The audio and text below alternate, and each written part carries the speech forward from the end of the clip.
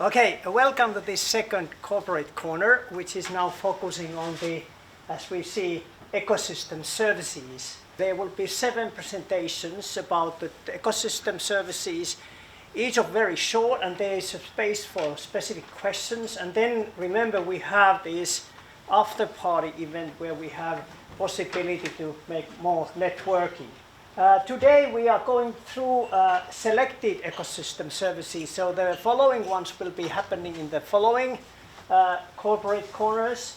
Today we are going through these 6, as you see, as well as education. And the other issues, other services are listed here, and these are going to be discussed in the following corporate corners. I just want to already note now that the third one will be organized in June, but the exact date will be published later.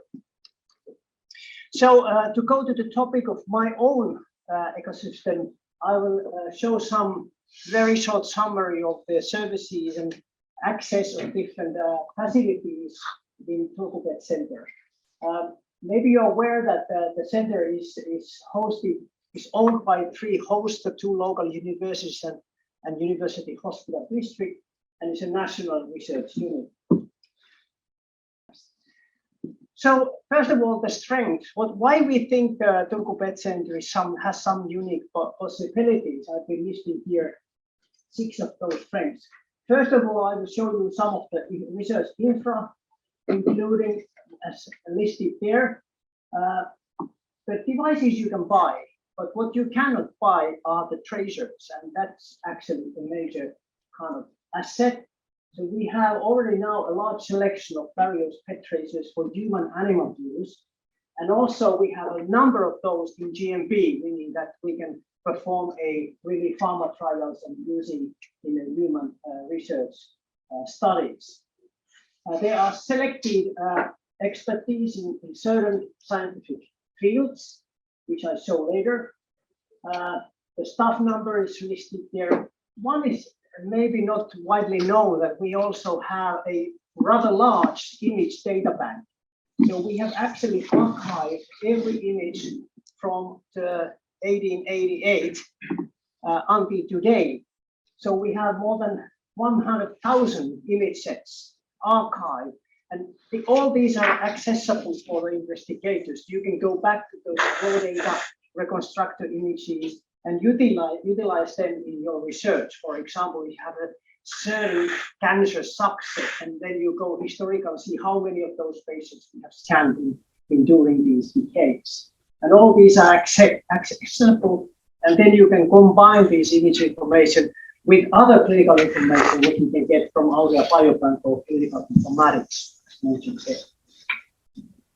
About the radio pharmaceutical and investigational tracer production, we are running currently 3 cyclotrons and 2 gallium generators, 26 hot cells, of these 17 are in GMP, automatic synthesis devices, quality control laboratory, and as I mentioned, a number of large selection of PET tracers for use.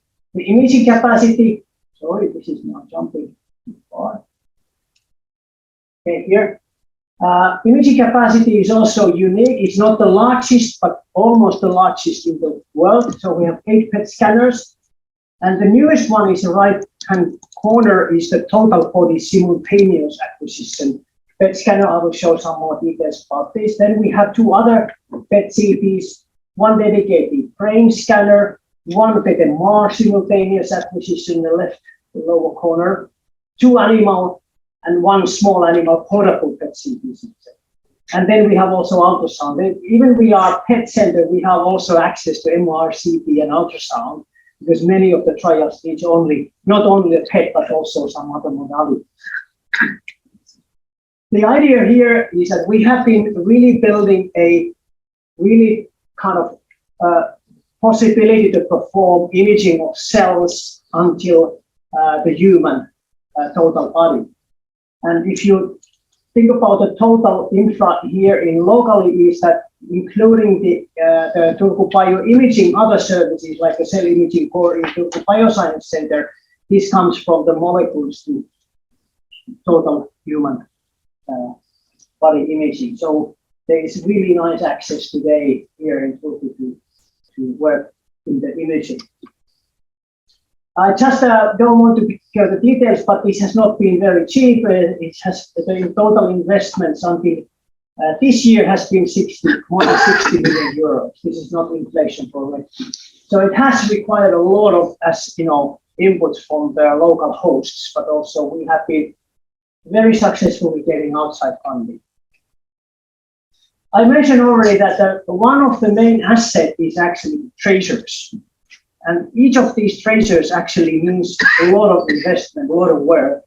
And this is the list of the situation June 21. And the top is showing the tracers which are available for human use.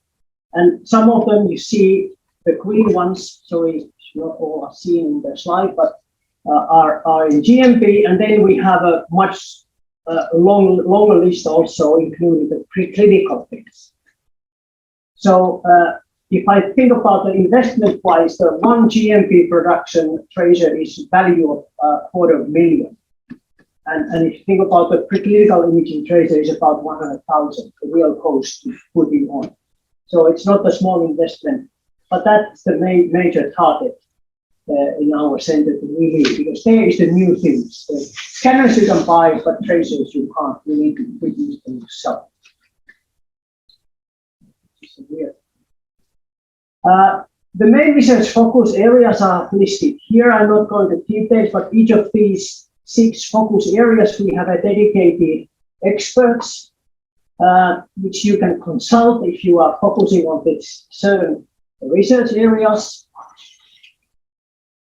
I promised to mention about this really the newest acquisition, which is total simultaneous acquisition device Siemens Vision Quadra. The price was 7.5 million euros.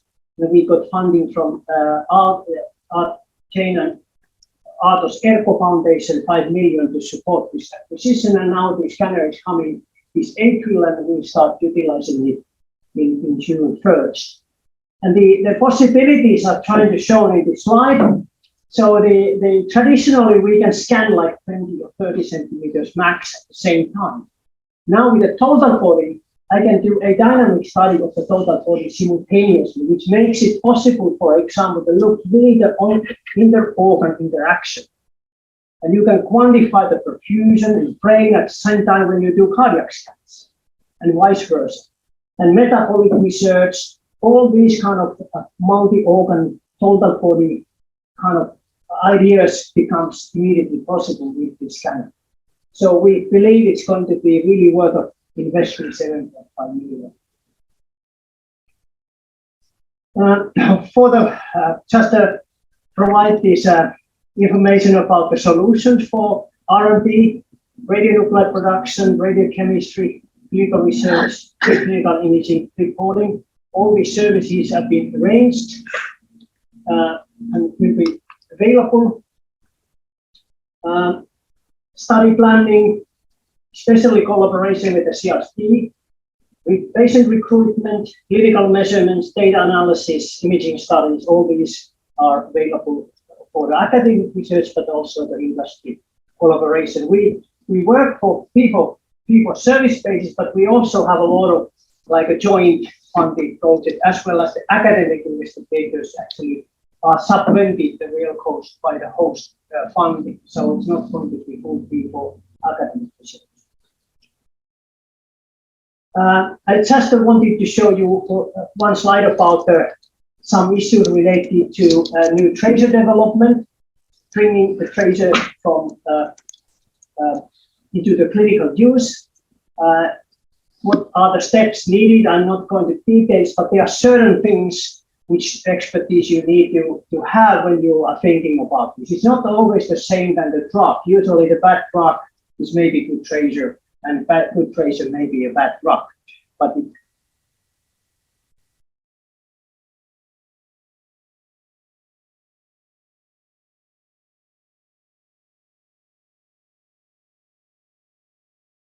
success story shown here because it's very much linked with the InFLAMES. So this is really a good example that the whole idea has been invented here. The tracer has been invented here and gradually tested in animals, and now we have also the first human studies performed here, and now it's in the clinical trials. That was more or less it. I'm happy to answer your questions if you have any.